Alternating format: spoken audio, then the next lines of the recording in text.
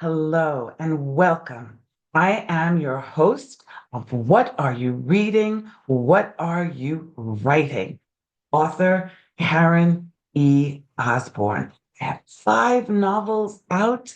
The latest is Justice for Emerson. I am so glad that you're here. This is a space for readers and writers to come together and talk about books. Today, you get to meet Irma Fritz. Hey, Irma. Hi, Karen. I am just delighted to be here. Thanks so much for having me. Oh, I'm so glad you said yes. So, Irma studied in Germany. Grew up in Germany, and she studied writing at California State University in Los Angeles. She worked, I love this, as a Hollywood PR agent. And as a young press agent, listen to this, she witnessed James Stewart's grand entrance on an elevator on an elephant in an LA Zoo fundraiser. She shared an orange Julius with Neil Diamond at a Hollywood car wash. This could be like an hour-long interview, so we can't, these stories are so amazing. And she, listen to this one, she turned down Alex Trebek's dinner invitation. She's a writer of novels and short stories, and she has a brand new one that you can see just over her shoulder, When There Was No Moon. And it's a prize-winning, award-winning novel. So before we dive into when there was no moon, and I really want to hear about the title too, what that title means. But tell us a little bit about your writing journey and how you went from Hollywood PR to award-winning novelist. Well, actually, as a press agent, you do a lot of writing. Mm. And of course, in college, I had studied English literature and novel and short story writing. I wrote some poems. I wrote poems as a kid, wrote a few poems in college. I don't do that anymore. But in my job as a press agent, you have to, that was very good discipline. You have to write a clear sentence and a cohesive paragraph. And so that was wonderful, wonderful training. So I would write press releases, biographies, film synopses, product descriptions for our commercial clients. Oh, and I got to tell you, since you brought up Jimmy Stewart, I got to tell you a story. Now, Jimmy Stewart, of course, he was one of the biggies, and he hired us not to do publicity because he was very famous. He had enough fame and whatever, and he did not want publicity. So people would come to us and say, "Can I do this and this?" and so on. We'd tell no. But um, one time he agreed to do some radio spots, public service announcement for the American Heart Association. And so they sent us copy for 30 and 60-second spots. And the copy, of course, were for a normal person who reads, like you and I do. But if you've seen Jimmy Stewart's movies, you know he talks very deliberately, slowly. And so I had to cut this copy down like almost in half and still try to make sense so he could promote, the American Heart Association. That was great fun. That's also great training because we as novelists have to learn how to cut. We write and we have to cut and edit and redo. And so it's probably part of your great training. So tell us the Exactly. premise of your book, When There Was No Moon. What's the setting? So, What's the period? yes, What's the yes. But I just wanted to tell you real quickly Oh, sure. that I was a novelist from the time I read my very first book. And I remember you talking about, just being fascinated and wanting to write. And so I have wanted to write forever.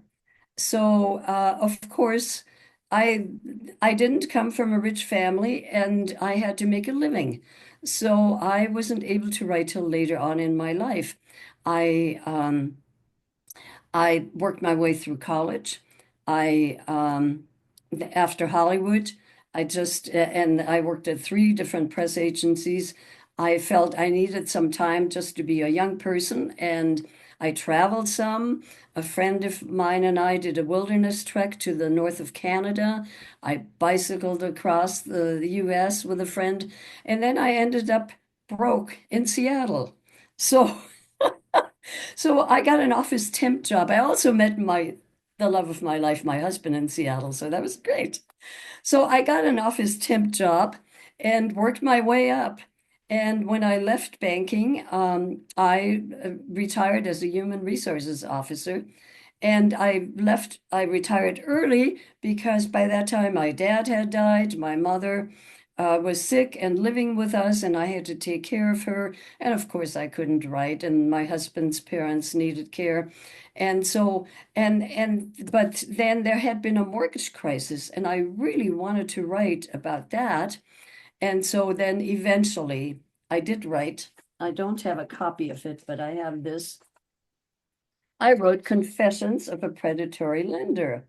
And so Mm. it's two young girls just graduated from college, small town girls, and they come to Seattle and they want to make their fortune, fame and fortune in mortgage banking.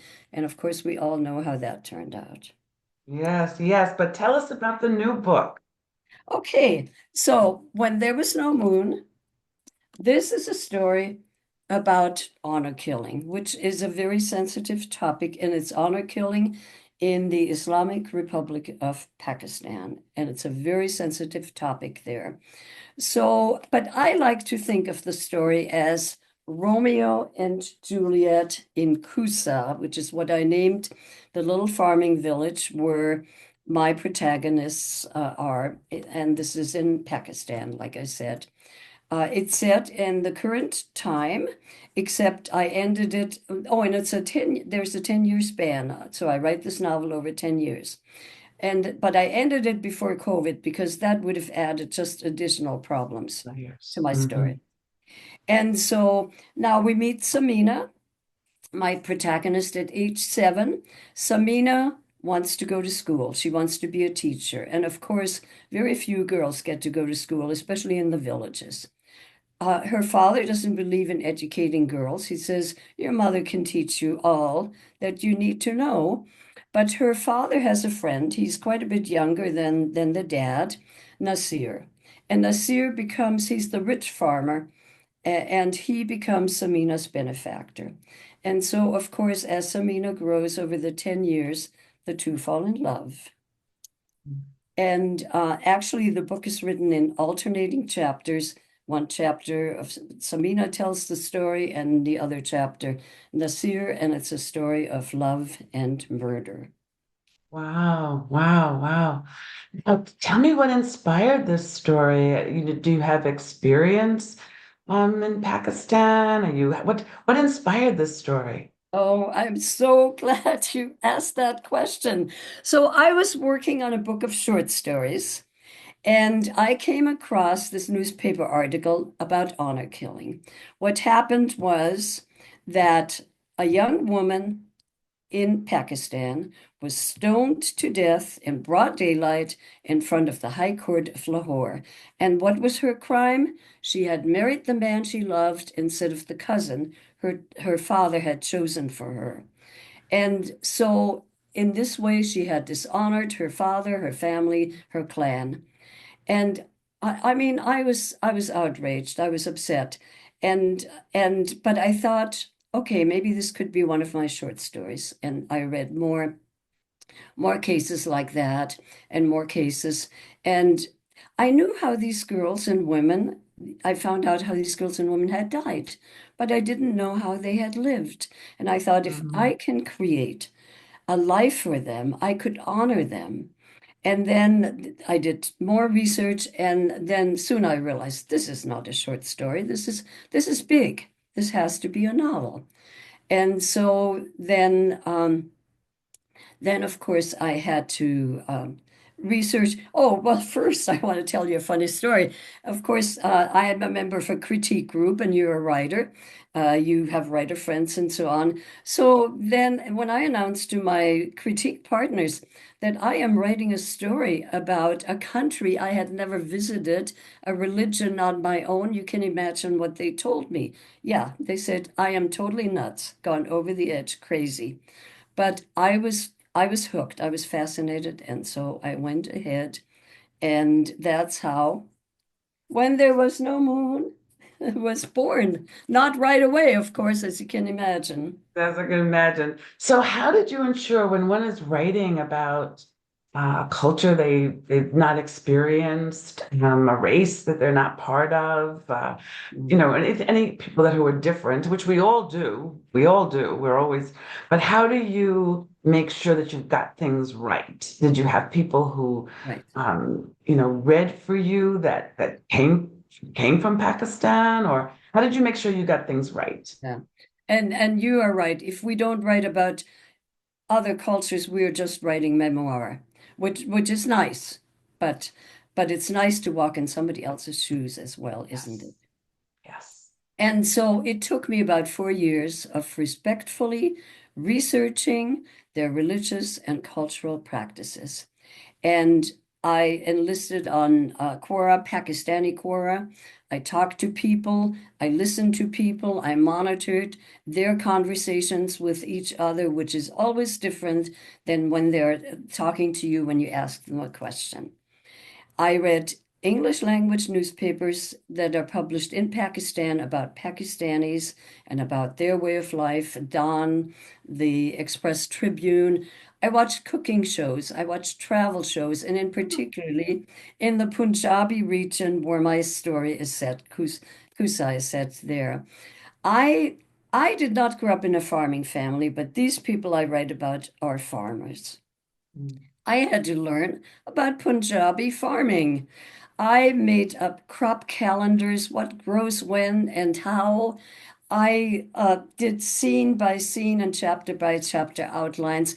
The festivals are lunar festivals. So since I wrote this over a 10-year period, they changed, of course. They might happen in February or then in March or then in August. So I had to do charts of the festivals. And then when I was done, after a long time, I needed validation. Excuse me. Mm. Mhm. And so this came in two ways. One, I found a beta reader in Pakistan, beta sensitivity reader.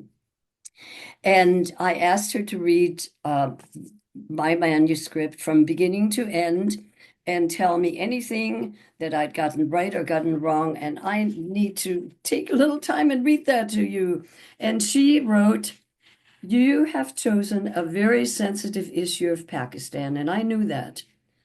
The forced marriages, the honor killing, the negation of basic human rights of women in the villages and backward areas. Young girls are still not allowed to attend school. And then she says, I really like the way you know each and everything about our culture and cities. And of course, I don't know each and everything about But their. that's beautiful because that's the way the book came across to her. That's Yes, wonderful. Good for that you. was That's that so was validating. that was great praise. I and then after that I submitted my my manuscript to the Pacific Northwest Writers Association. They have an unpublished novel contest, and I submitted it to literary mainstream um, contest, and I got first place. So both of those things really gave me the courage to say I've done it and publish. And That's also wonderful. my beta reader also she suggested that I write a prologue. And I Mm. thought that was a good idea. And so I wrote the prologue that right when you read that first part of the book, you know what it's about. Yeah. Oh, that's what a wonderful journey. What a wonderful way of going about it and all that validation. That's Mm. awesome. So what are you reading? What are you writing? So with very interested if you have any books that had a big impact on you as a writer. Is there anybody's writing or book or an author that had a big impact on the kind of writer you are today? You know what? Again, I had to make a list because Well, as you I, can't give me the whole list. no, no, You gotta no. pick one or two. We're But gonna run out of time here. oh, well, as a kid, of course, I read the Germans, I read the Russians, and I read, Toni Morrison and Philip Roth and Maya Angelou, and then before I wrote this book, I read Malala, I am Malala, and Khalid Hosseini, and I read your book most recently. I loved your book. Thank you. Thank you so much. And is there a book that you've read recently that you can recommend to the audience? Okay, now I get to talk about True Grace. Oh, that's so So, sweet of you. so what your book? So about this book, I mean, this was a woman with children and older than Samina, my character, but I just found that, like Samina, she started each day with purpose. She she lived in a society where women did not have much authority and had but she did not accept the limitations of her time and her society. And when she ran into a roadblock, just like Samina, she found a way around it and she persevered. And in the end, she did not give in. She did not take the easy way out. She managed to become her own person, to live her own life, and to earn her own living. So Yes. that was very important to me. Oh, thank you. Thank you so much. That was unexpected and very much appreciated. So this has been a delightful conversation, Irma. And even when we were just chatting, when we first came on, we found we had other things in common. That's when I love one of the best parts of me doing this show is I meet such interesting people, such talented people. I get to read such great books. So I really appreciate you coming on. Please tell our audience how they can find you. I know they can buy your book any place, people, any place that you buy books, you can find Irma's book. And any place you borrow books, you can find it. And if it's not there, ask for it. But how can they be in touch with you? Thank you so much for saying that because I always tell people when you go into a bookstore and my book isn't there, ask them and they will stock it. So I am very active on Facebook, and please, readers and writers, anyone, friend me on Facebook. I will talk to you and tell them that you met me on Karen E. Osborne's blog. And I'm also in the process of writing a new novel, so I hope to come back and talk to you about my next book. Oh, that is excellent. I absolutely would like you to come back and tell us about your next book. And I thank all of you for joining us. I hope you enjoyed this conversation as much as I did, and that I will see you next week on What Are You Reading? What Are You Writing? Have a great week, everybody. You too, Irma. Have a wonderful week. Thank Bye. you. Bye bye.